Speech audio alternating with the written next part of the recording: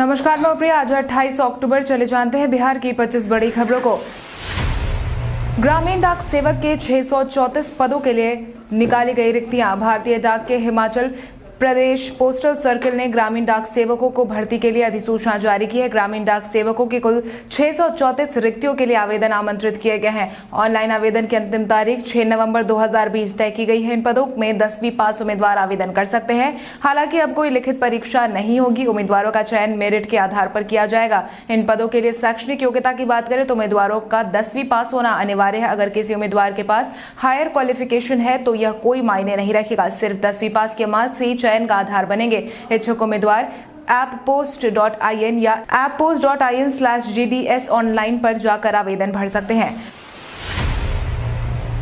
राजधानी पटना के पर्यटन स्थल रानी घाट में आपको देखने को मिलेगा बहुत कुछ खास। राजधानी पटना में गंगा नदी पर कई घाट है। सबसे प्रसिद्ध रानी घाट है। घाट हर सप्ताहांत में जीवित रहता है क्योंकि नदी के शाम की आरती यहाँ दीपों के साथ की जाती है। भगवा वस्त्र पहने पुजारी आरती करते हैं। प्रार्थना और गीतों के साथ शंख बजाने से आरती शुरू होती है। पर्यटकों को सलाह दी जाती है कि अगर आप रानी घाट के नजारे का आनंद उठाना चाहते हैं तो नवंबर से मार्च महीने के बीच में इस घाट का भ्रमण करने जरूर जाएं।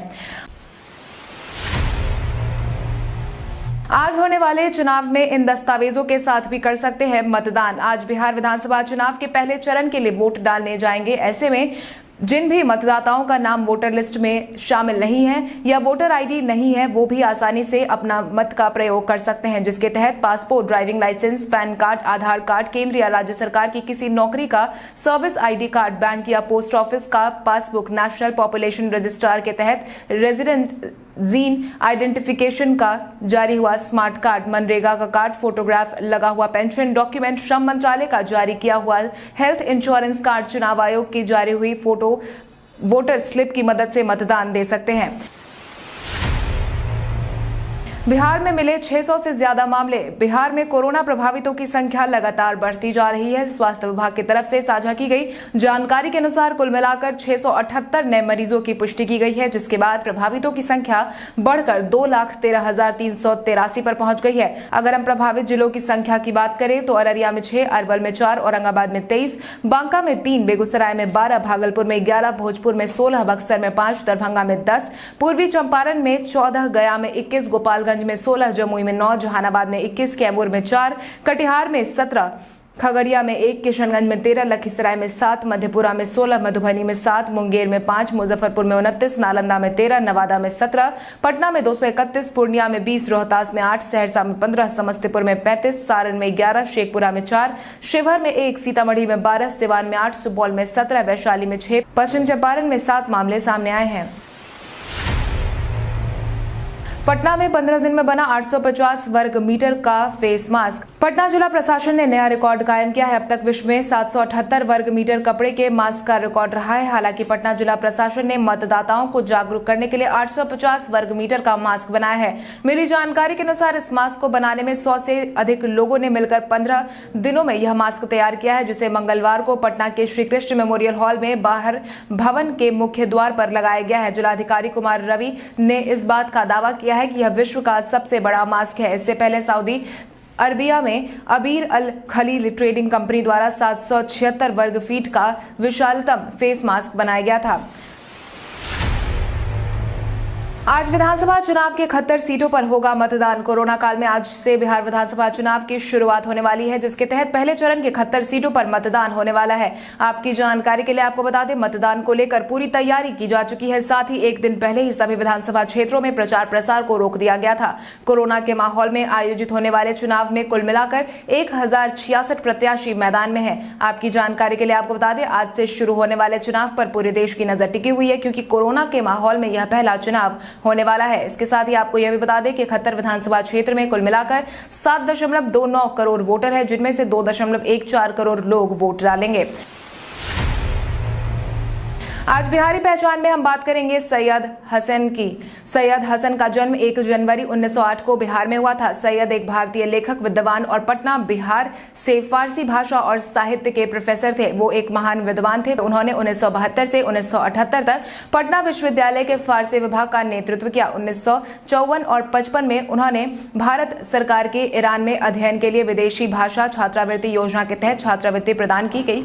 हालांकि उन्होंने साल 1988 में दुनिया को अलविदा कह दिया था।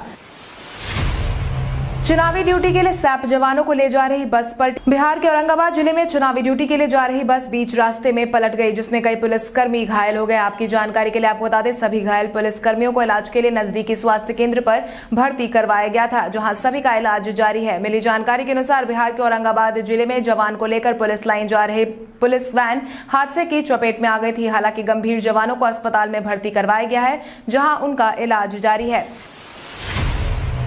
आज एक बार फिर से राहुल गांधी और प्रधानमंत्री मोदी की होगी रैली। जहां एक तरफ आज से बिहार विधानसभा चुनाव की किस्मत के फैसले की शुरुआत हो जाएगी, वहीं पहले चरण के चुनाव के दौरान ही 2 दिग्गज पार्टी के वरिष्ठ स्टार प्रचारक अपनी जनसभा का संबोधन करने वाले हैं। आपकी जानकारी के लिए आपको बता दें, प्रधानमंत्री नरेंद्र मोदी और राहुल गांधी आज फिर से जनसभा का संबोधन करने वाले हैं। मिली जानकारी के अनुसार आज कांग्रेस नेता वाल्मीकि नगर और वेस्ट चंपारण के कुशेश्वर स्थान में जनसभा करेंगे। इसके साथ ही प्रधानमंत्री मोदी की 3 जनसभाओं का आयोजन होना है, जिसमें दरभंगा, मुजफ्फरपुर और पटना के वेटनरी ग्राउंड का नाम शामिल है।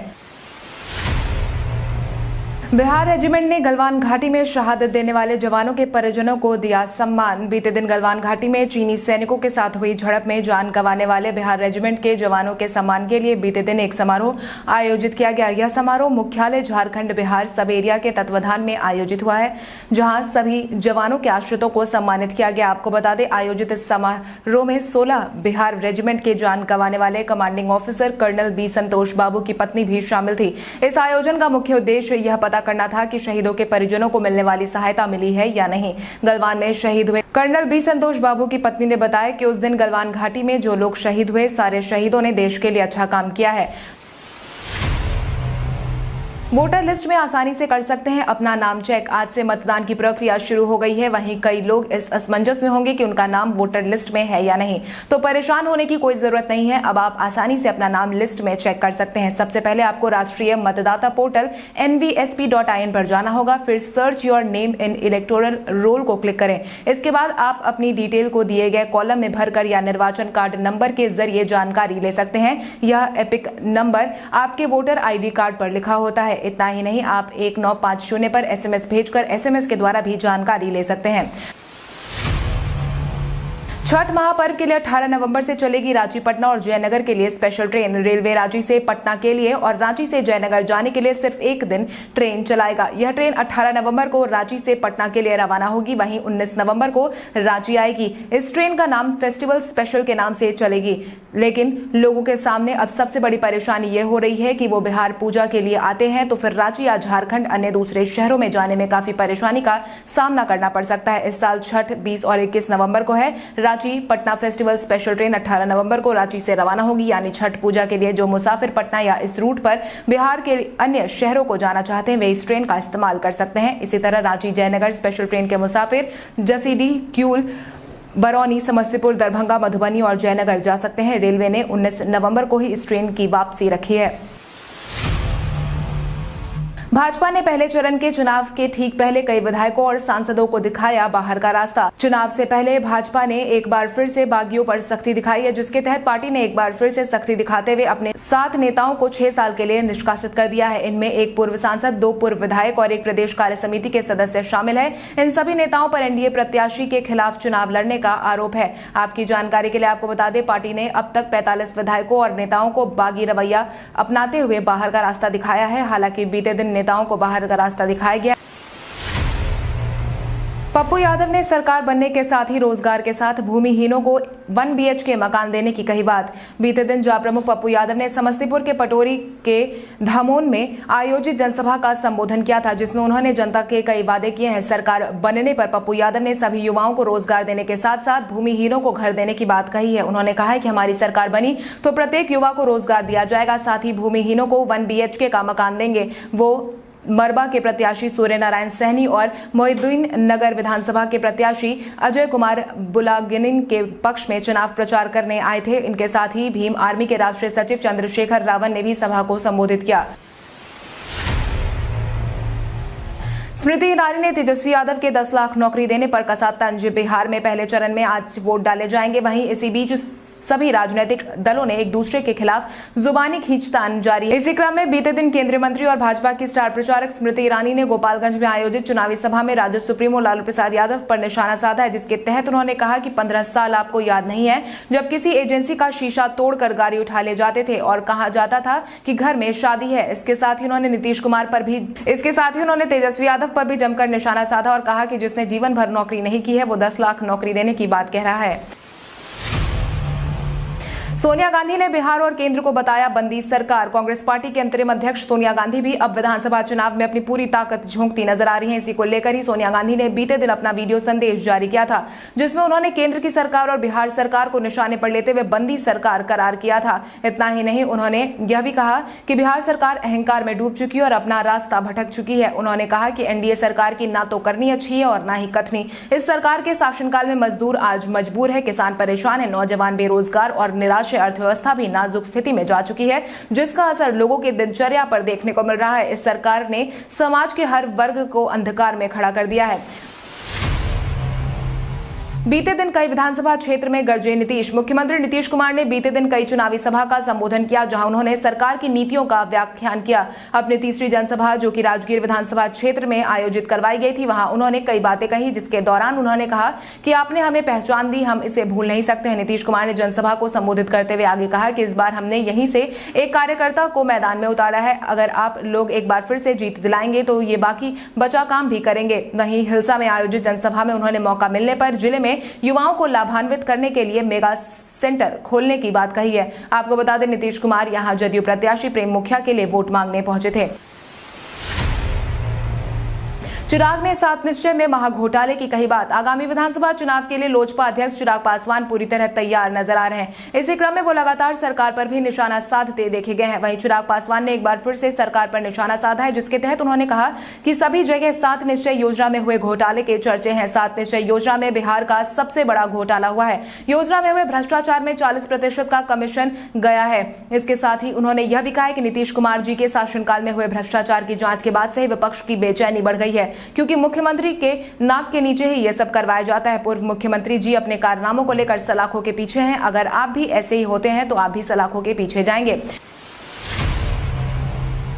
तेजस्वी ने किसानों का कर्ज माफ करने की कही बात। आगामी विधानसभा चुनाव के मद्देनजर नेताओं ने रैलियों और जनसभाओं का सिलसिला तेज कर दिया है। इसी क्रम में नेता प्रतिपक्ष तेजस्वी यादव भी वोट के लिए लगातार वादों की झड़ी लगा रहे हैं। रोजगार के बाद अब तेजस्वी ने जनता से एक और बड़ा वादा किया है, जिसके तहत तेजस्वी ने सीतामढ़ी के बेलसंड विधानसभा में जनता को संबोधित करने के दौरान सत्ता में आने के बाद किसानों का हितैषी बनते हुए किसानों का कर्ज माफ करने की बात कही है। इतना ही नहीं, उन्होंने बिजली का बिल भी आधा करने की बात कही है। वहीं इस दौरान तेजस्वी ने सरकार को भी निशाने पर लिया है और नीतीश कुमार को भाजपा का कठपुतली बताया है। जो भाजपा कहती है, नीतीश वही करते हैं।